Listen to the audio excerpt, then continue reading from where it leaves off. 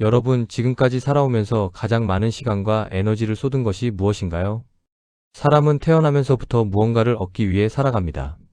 어릴 때는 더 좋은 성적을, 젊을 때는 더 좋은 직장을, 중년에는 더 많은 재산을, 부모가 되어서는 자식의 성공을, 평생을 더 많이 가지기 위해, 더 높이 올라가기 위해, 더 인정받기 위해 달려왔습니다.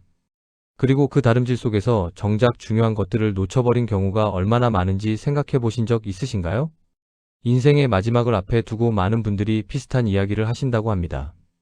더 열심히 일할 걸 하는 분은 거의 없지만, 더 많이 사랑할 걸, 더 많이 쉴 걸, 더 자주 웃을 걸, 그 사람에게 고맙다고 말할 걸 하는 분들은 많다는 것이지요. 호주의 완화 치료사 브로니 웨어는 임종을 앞둔 환자들이 가장 많이 하는 후회를 기록했습니다. 그 후회들이 놀랍도록 비슷했습니다. 더 용기 있게 살 걸, 일보다 사람들과 더 많은 시간을 보낼 걸, 행복하기로 선택할 걸. 나라도, 문화도, 살아온 환경도 다른 사람들이 인생의 마지막에 비슷한 것을 후회한다는 것이 무엇을 의미할까요? 그것은 인생에는 살아봐야 보이는 진실이 있다는 것입니다. 머리로는 알 수 있어도 몸으로 살아보기 전에는 진심으로 받아들이기 어려운 것들이 있습니다. 그리고 많은 사람들이 그것을 너무 늦게 알아차립니다. 왜 이런 깨달음이 늦게 올까요? 젊을 때는 시간이 무한한 것처럼 느껴집니다. 나중에 해도 되는 것들이 너무 많고 지금 당장 해야 하는 것들이 항상 더 급하게 느껴집니다. 그리고 세상이 끊임없이 더 많이 가지라고, 더 높이 올라가라고 메시지를 보내기 때문에 그 흐름에서 벗어나 정말 중요한 것이 무엇인지 들여다볼 여유가 없습니다. 하지만 인생 후반에 이르러 시간이 유한하다는 것이 실감될 때 많은 것들이 다르게 보이기 시작합니다. 여러분은 지금 가장 중요하게 생각하는 것이 무엇입니까? 오늘 이 영상에서는 죽기 전에 결국 깨닫게 되는 진실 7가지를 차분하게 이야기해 드리려고 합니다. 이것은 무겁거나 우울한 이야기가 아닙니다. 지금 이 진실들을 알아차린다면 남은 시간을 훨씬 더 충만하고 의미 있게 살아갈 수 있다는 희망의 이야기입니다. 함께 천천히 시작하겠습니다. 여러분, 건강을 잃어본 적이 있으신가요? 인생 후반에 가장 많이 듣게 되는 말 중 하나가 이것입니다. 그때 몸 좀 더 챙길걸. 그때 그렇게 무리하지 말걸. 그때 조금 더 일찍 병원에 갔어야 했는데. 건강이 얼마나 소중한지는 머리로는 알고 있습니다. 하지만 건강할 때는 그 소중함이 실감되지 않습니다. 숨을 쉬고 있을 때 숨 쉬는 것의 소중함을 느끼기 어렵듯이 몸이 정상적으로 기능할 때 그것이 얼마나 감사한 일인지를 느끼기 어렵습니다. 건강이 무너지면 무엇이 달라질까요?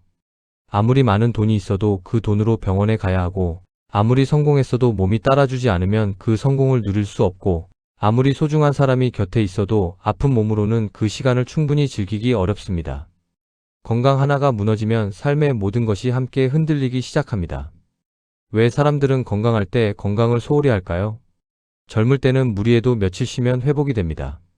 몸이 강하게 버텨주기 때문에 한계를 느끼기 어렵습니다. 그리고 일, 가족, 사회생활이 항상 건강 관리보다 더 급하게 느껴집니다. 건강은 나중에 챙겨야지라는 생각이 반복되다가 그 나중이 생각보다 빨리 옵니다. 법정 스님은 이런 말씀을 하셨습니다. 살아있다는 것은 기적이다. 지금 숨을 쉬고 있다는 것만으로도 우리는 이미 충분히 감사해야 한다. 건강의 소중함은 거창한 것에서 오지 않습니다. 오늘 아침 2발로 일어설 수 있다는 것, 밥을 먹을 수 있다는 것, 좋아하는 사람을 만나러 갈 수 있다는 것. 이 평범한 것들이 사실은 가장 소중한 것들입니다. 실제로 이런 분의 이야기가 있습니다. 평생을 사업에 전념하신 분이 계셨습니다. 건강검진을 미루고 몸이 이상해도 바빠서 그냥 넘기고 무리한 일정을 계속 소화하셨습니다. 그러다 70대에 큰 병이 발견되었을 때 그분이 처음으로 하신 말씀이 기억에 남습니다. 돈은 벌었는데 이제 그 돈을 쓸 몸이 없어요. 이 진실을 지금 알게 되셨다면 어떻게 할 수 있을까요? 오늘부터 몸이 보내는 신호에 귀를 기울여 보세요. 평소와 다른 것이 느껴지면 나이 탓이겠지가 아니라 한번 확인해 봐야겠다는 생각을 먼저 해보세요. 미루어 두었던 검진이 있다면 오늘 예약해 보세요. 그리고 지금 할 수 있는 것들, 지금 몸이 허락하는 것들에 감사하는 마음을 가져보세요. 건강은 모든 좋은 것들을 담을 수 있는 그릇입니다. 그 그릇을 지키는 것이 가장 먼저입니다. 여러분, 남들이 나를 어떻게 생각하는지 얼마나 자주 신경 쓰시나요?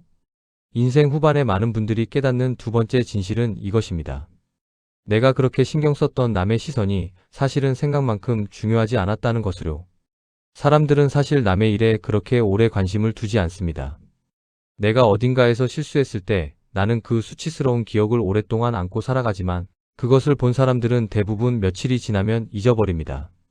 내가 체면을 지키기 위해 하지 않았던 것들, 남의 눈을 의식해서 포기했던 것들, 그것들이 사실 얼마나 불필요한 두려움에서 나온 것이었는지를 나이가 들면서 알게 됩니다. 더 나아가서 우리가 세상을 떠난 후에 우리를 기억하는 사람도 생각보다 많지 않습니다. 이것이 슬픈 이야기처럼 들릴 수 있지만 사실 이것이 자유를 주는 진실입니다. 어차피 오래 기억되지 않는다면 남의 시선을 위해 살 필요가 없다는 것이지요. 내가 진정으로 원하는 것, 내가 진심으로 소중하다고 생각하는 것을 위해 살 수 있다는 것입니다. 쇼펜하우어는 이런 말을 했습니다. 인간의 가장 큰 어리석음 중 하나는 타인의 의견에 너무 많은 가치를 부여하는 것이다. 남의 평가에 흔들리는 것이 얼마나 많은 에너지를 소모하는지, 그리고 그 에너지가 사실 얼마나 불필요한 곳에 쓰이는 것인지를 이 말이 정확하게 짚고 있습니다. 실제로 이런 분이 계십니다. 평생을 체면을 위해 사셨던 분이 계셨습니다. 하고 싶은 것이 있어도 저 나이에 저런 것을 해라는 소리를 들을까봐 참으셨고, 말하고 싶은 것이 있어도 저런 말을 하다니라는 시선이 두려워 삼키셨습니다. 80대가 되어서 그분이 하신 말씀이 기억에 남습니다. 남들이 뭐라고 할까봐 하지 않은 것들이 너무 많아요. 근데 지금 생각해보면 그 남들은 내가 뭘 했는지 기억도 안 해요. 이 진실을 지금 알게 되셨다면 어떻게 할 수 있을까요? 오늘 남의 시선이 아니라 자신의 마음에 한번 물어보세요. 지금 하고 싶은 것이 무엇인지, 지금 말하고 싶은 것이 무엇인지, 그리고 그것을 맡고 있는 것이 진짜 이유인지 아니면 남의 시선에 대한 두려움인지를 구분해 보세요. 남의 기억에 오래 남는 것보다 자신의 삶을 충분히 살아가는 것이 훨씬 더 중요합니다. 여러분, 행복해지기 위해 지금 무언가를 기다리고 계신가요? 이것만 이루어지면 행복할 텐데, 저것만 해결되면 편안할 텐데, 그때가 되면 진짜 즐길 수 있을 텐데. 이렇게 행복을 미래로 계속 미루며 살아온 분들이 인생 후반에 깨닫는 세 번째 진실이 있습니다.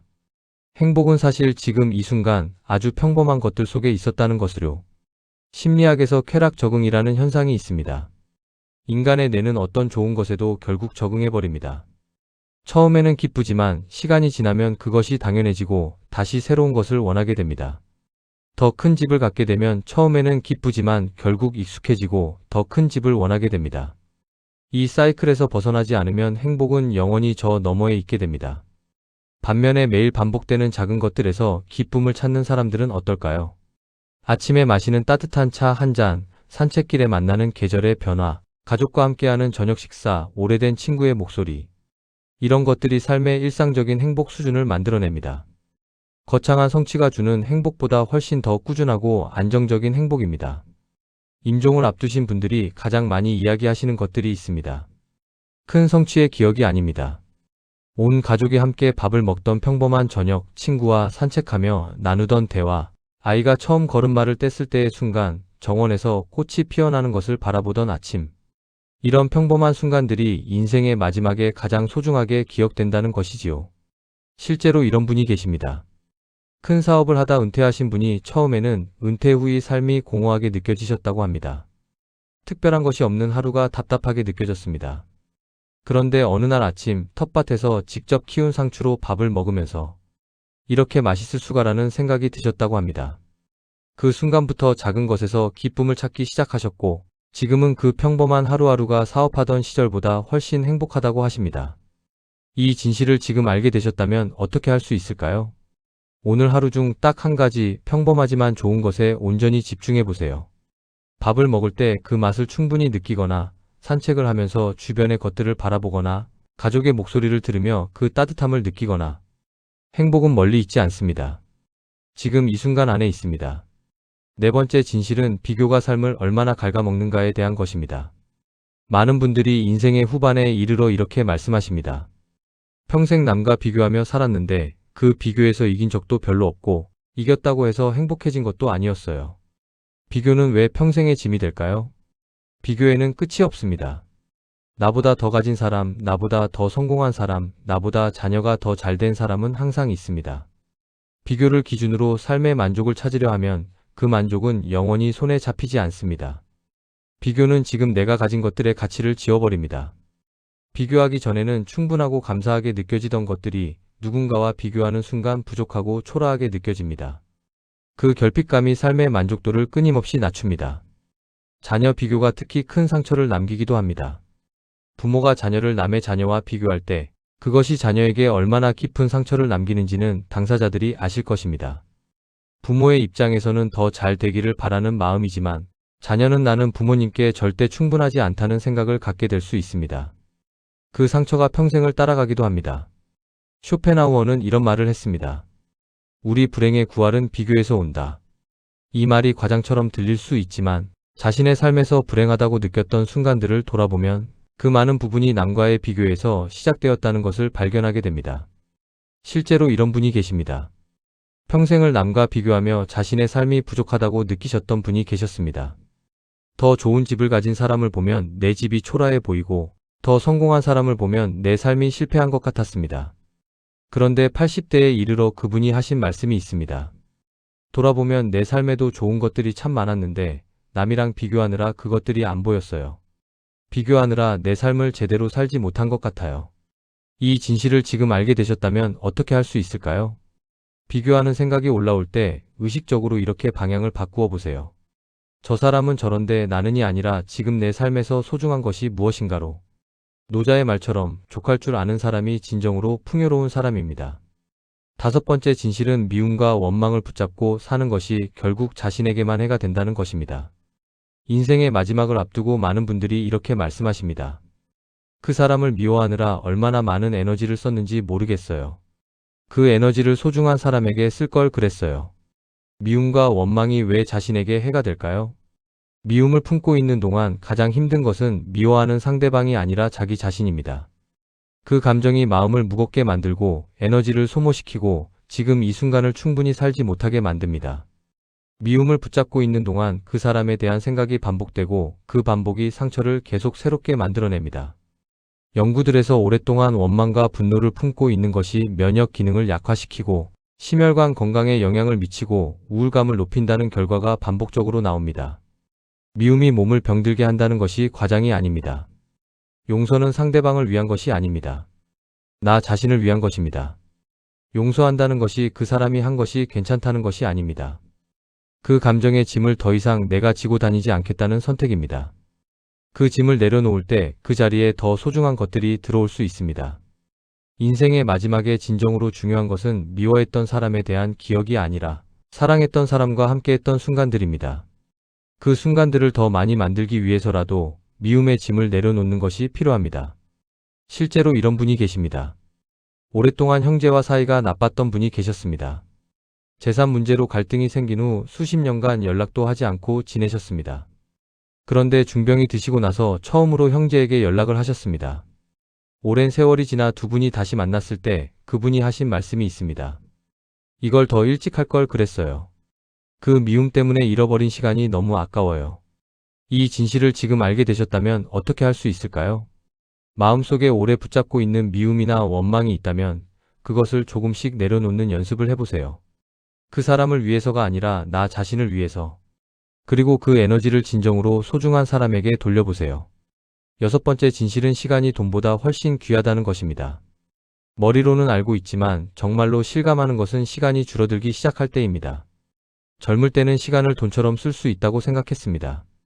지금 쓰면 나중에 더 벌 수 있는 것처럼 지금 시간을 쓰면 나중에 더 좋은 시간이 올 것이라고 생각했습니다. 하지만 돈은 다시 벌 수 있지만 지나간 시간은 절대로 돌아오지 않습니다. 일에 쏟아온 수십 년의 시간. 그 시간에 가족과 더 많이 있었다면, 하고 싶었던 것들을 더 많이 했다면, 소중한 사람들에게 더 자주 마음을 표현했다면, 이런 생각들이 인생 후반에 찾아오는 경우가 많습니다. 시간이 왜 돈보다 귀할까요? 돈은 없으면 더 벌면 되지만 시간은 잃으면 되돌릴 수 없습니다. 돈은 양도 가능하지만 시간은 내가 직접 경험해야만 합니다. 돈은 저축이 가능하지만 지금 이 순간은 지금 이 순간에만 존재합니다. 노년기에는 이 진실이 더욱 선명하게 보입니다. 살아갈 날보다 살아온 날이 많아지는 시점에서 하루하루가 젊을 때와 다른 무게를 갖게 됩니다. 실제로 이런 분이 계십니다. 평생을 바쁘게 일하셨던 분이 은퇴 후에 처음으로 아이들과 손자녀들과 충분한 시간을 보내셨습니다. 그분이 하신 말씀이 있습니다. 일할 때는 이 시간이 나중에 올 줄 알았어요. 근데 나중이 너무 늦게 왔어요. 아이들이 어릴 때 그 시간으로 돌아가서 더 함께 있고 싶어요.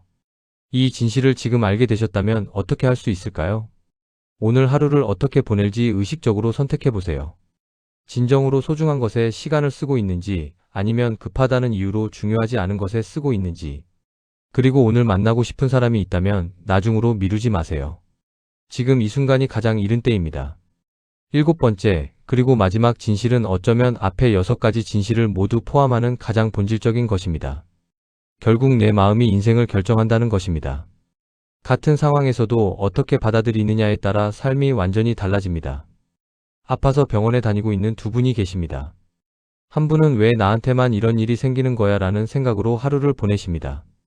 다른 한 분은 이 정도에서 발견된 것이 다행이다. 치료를 잘 받아보자는 마음으로 하루를 보내십니다. 같은 병을 앓고 있지만 두 분의 하루가 얼마나 다를지 생각해 보세요. 자녀가 자주 연락하지 않는 상황에서도 마찬가지입니다. 저 아이가 나를 소홀히 하는구나라고 받아들이면 서운함과 원망이 생기고, 바쁜가 보다, 건강하게 잘 지내겠지라고 받아들이면 마음이 편안합니다. 같은 현실을 어떻게 해석하느냐에 따라 감정이 달라지고 그 감정이 하루를 결정합니다. 왜 마음가짐이 이렇게 중요할까요? 노년기에는 통제할 수 없는 것들이 늘어납니다. 몸이 예전 같지 않은 것, 사회에서의 역할이 줄어드는 것, 가까운 사람들이 떠나는 것. 이것들은 내가 어떻게 할 수 없는 경우가 많습니다. 하지만 그것을 어떻게 받아들이느냐는 선택할 수 있습니다. 빅터 프랭클은 나치 강제 수용소에서 이것을 몸으로 증명했습니다. 인간이 통제할 수 없는 상황에 처해도 그 상황에 대한 태도는 스스로 선택할 수 있다는 것을, 그리고 그 태도가 생존과 정신 건강을 결정했습니다. 노자는 이런 말을 했습니다. 마음이 고요한 사람이 가장 강한 사람이다. 외부의 것들에 흔들리지 않는 마음의 안정이 어떤 상황에서도 살아갈 수 있는 힘을 준다는 것이지요. 실제로 이런 분이 계십니다. 많은 어려움을 겪으신 분인데 그분의 얼굴에는 항상 평온함이 있습니다. 어떻게 그렇게 평온하실 수 있는지 여쭤봤더니 이런 말씀을 하셨습니다. 오래 살다 보니 내가 어떻게 할 수 없는 것들이 많다는 것을 알게 됐어요. 그것에 에너지를 쓰는 대신 지금 내가 할 수 있는 것에 집중하게 됐어요. 그게 마음을 편하게 해줬어요. 이 진실을 지금 알게 되셨다면 어떻게 할 수 있을까요? 어떤 상황이 힘들게 느껴질 때 이렇게 물어보세요. 이것에 대해 내가 선택할 수 있는 시각이 있는가?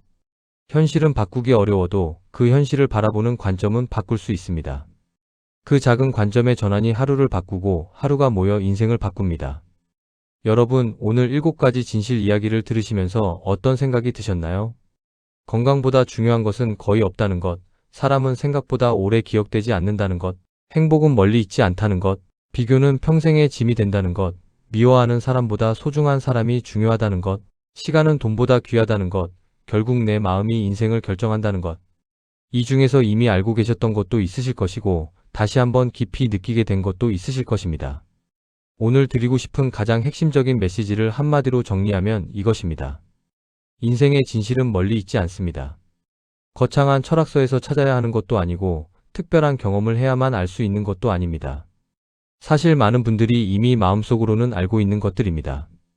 다만 바쁜 일상과 세상의 소음 속에서 그 진실들이 가려져 있었던 것이지요. 늦게 깨달아도 늦지 않았습니다. 진작 알았더라면이라는 생각이 드실 수 있습니다. 하지만 오늘 이 순간이 남은 생애에서 가장 이른 때입니다. 지금 알아차린 것이 있다면 지금부터 달라질 수 있습니다. 오늘부터 건강 신호에 귀를 기울이고, 오늘부터 남의 시선보다 자신의 마음에 물어보고, 오늘부터 평범한 것들에서 기쁨을 찾고, 오늘부터 비교 대신 감사를 선택하고, 오늘부터 미움보다 소중한 사람에게 더 많은 마음을 쓰고, 오늘부터 시간을 더 소중히 여기고, 오늘부터 마음의 방향을 선택하는 것. 이것들이 남은 시간을 충만하게 만들어줍니다. 인생은 결국 무엇을 가졌느냐보다 어떻게 살았느냐의 문제입니다. 얼마나 많이 벌었는지, 얼마나 높이 올라갔는지, 얼마나 인정받았는지가 아닙니다. 얼마나 사랑했는지, 얼마나 감사했는지, 얼마나 지금 이 순간에 충분히 있었는지. 이것들이 인생의 마지막에 진정으로 의미 있게 남는 것들입니다. 마지막으로 이 말씀을 드리겠습니다. 인생의 마지막에는 많은 것이 사라집니다. 재산도, 지위도, 세상의 인정도. 시간이 지나면서 하나씩 사라집니다. 하지만 사랑했던 기억과 따뜻했던 순간들은 남습니다. 함께 웃었던 기억, 진심으로 고마웠던 순간, 소중한 사람의 온기. 이런 것들이 인생의 마지막에 가장 선명하게 남습니다. 그것들을 지금부터 더 많이 만들어 가세요. 오늘을 소중히 사십시오. 특별한 날이 아니어도 됩니다. 오늘 이 평범한 하루가 사실은 얼마나 소중한 것인지를 느끼면서 지금 곁에 있는 사람에게 따뜻하게 대하고 지금 할 수 있는 것에 감사하고 지금 이 순간에 충분히 머물러 보세요. 그것이 후회 없는 인생의 시작입니다.